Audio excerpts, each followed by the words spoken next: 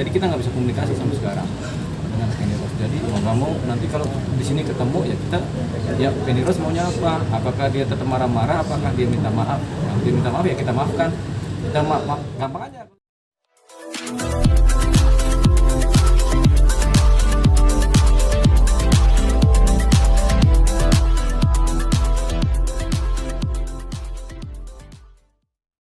Salam Merah Putih dari kami pengacara Merah Putih dan dari Tata Lim sebagai manajemen. Tata Lim sebagai ini juga dong sekarang aktor juga nih sekarang nih. Tata Lim sebagai aktor, kita sebagai pengacara. Oke. Pertanyaannya apa? Gimana tadi pemeriksaan? BAP-nya sendiri, Oh, Bang. ya. Jadi tadi itu saya dari jam 3 udah di sini. Dimensi turun Iya. dikit. Cuma dari belakang gitu. Karena harus BAP kan harus serius tuh. Jadi kita Tata Lim terlambat, saya BAP duluan. Yang persoalannya adalah laporan saya kepada Feni Rose. Kepada Feni Rose, saya di BAP tadi. Jadi sekaligus berdua, karena saksi dan saya juga saksi korban, pelapor dan korban. Jadi kita tadi di BAP oleh penyidik. Banyak pertanyaan disampaikan ke kita mengenai asal usul kita berkawan dengan Mbak Feni Rose, kemudian bagaimana hubungannya, kemudian kenalnya di mana, terus dalam rangka apa, apakah dalam rangka cinta kasih, kita jawab mungkin iya kan gitu kan. MNC enggak turun. Nah, terus kemudian ditanya macam-macam termasuk WA, termasuk sindiran atau dampratan Mbak Feni Rose kepada Tata dan kepada juga saya juga. Nah, itu sudah dimasuk dalam BAP. Selanjutnya ini akan dipanggil Feni Rose. Feni Rose ini akan dipanggil sebagai saksi dulu, ya kan? Saksi untuk disidik oleh penyidik. Panggilan mungkin dalam untuk minggu depan lah ya. Nanti kita tahu. Mudah-mudahan beliau hadir, ya. Karena kita sebenarnya ini ada rasa tersinggung dengan Feni Rose ada. Tapi kita ini kan pemaaf ya lah ya.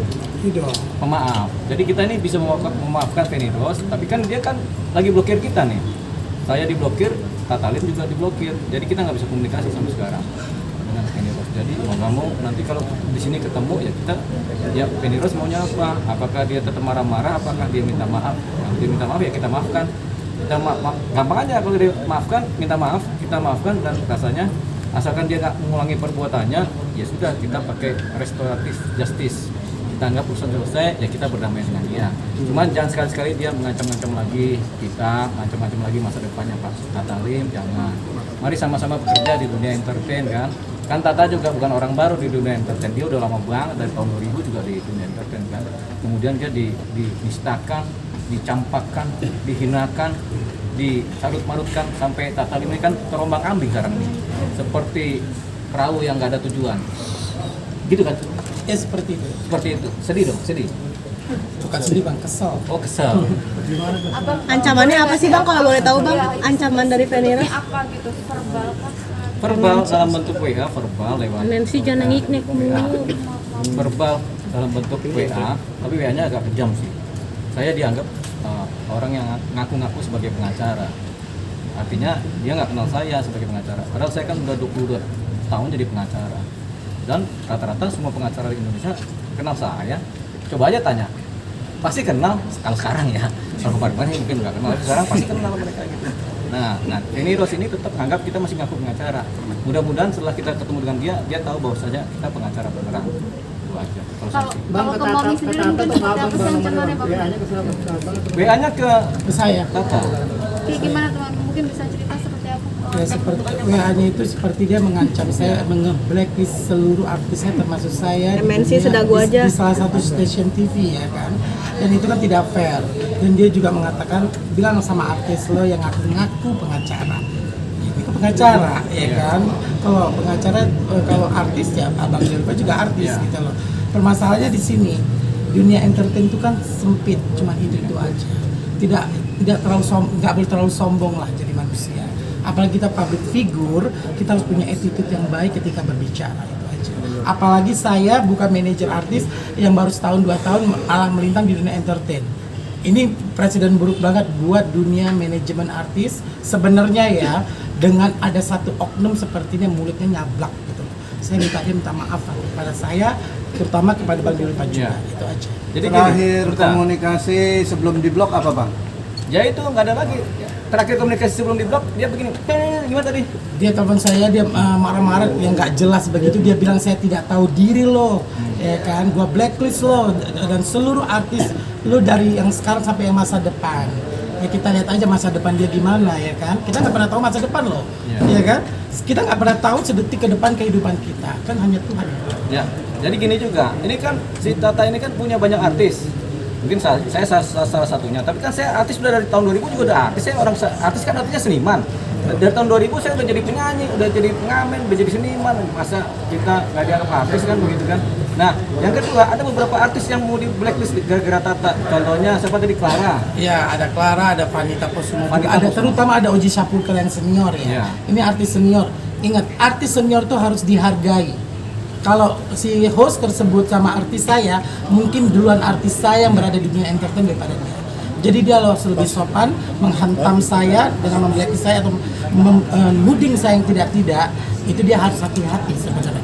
Sedikit sopan lah. Ya, artinya begini, Tata ini kan lebih senior daripada Feni Rose, ya kan?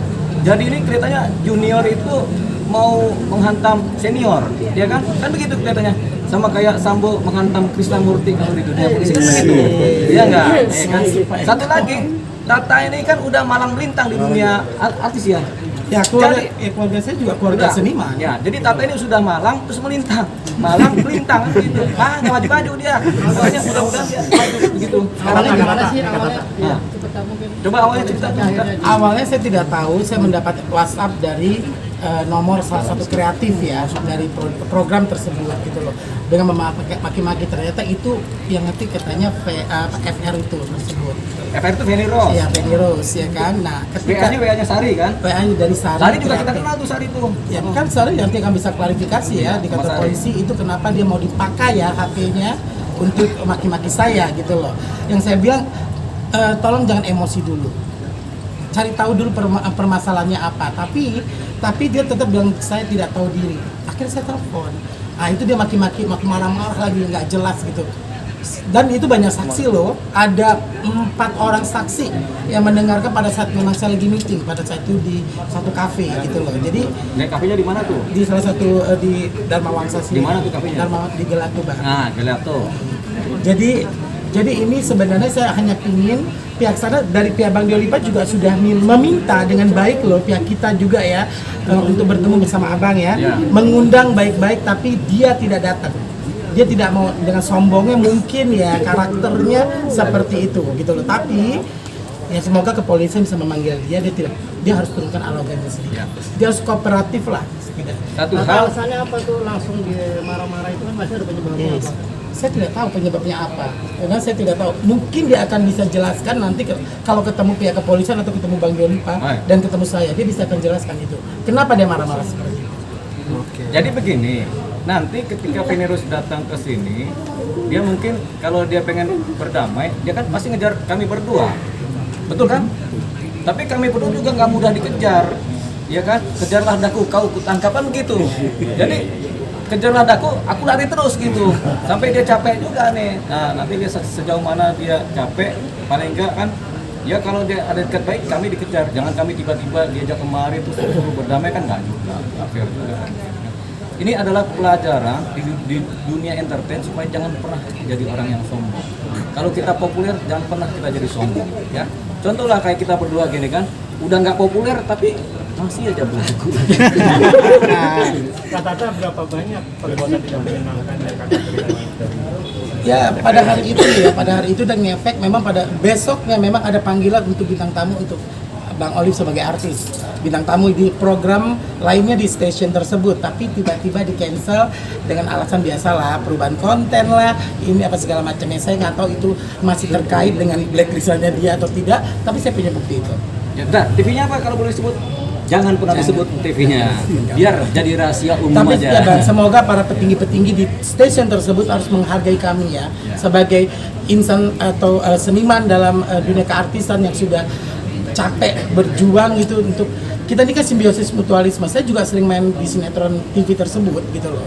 Ya tolong dihargain dan didengar dong, jangan seperti ini gitu loh. Saya mohon kepada petinggi-petingginya untuk lebih memperhatikan case ini dan melihat kronologis cerita ini seperti apa, dan tolong panggil host tersebut untuk menjelaskan kenapa bisa dia seperti itu. Kalian berdua kan Jangan lupa ya di subscribe dan nyalakan lonceng notifikasinya.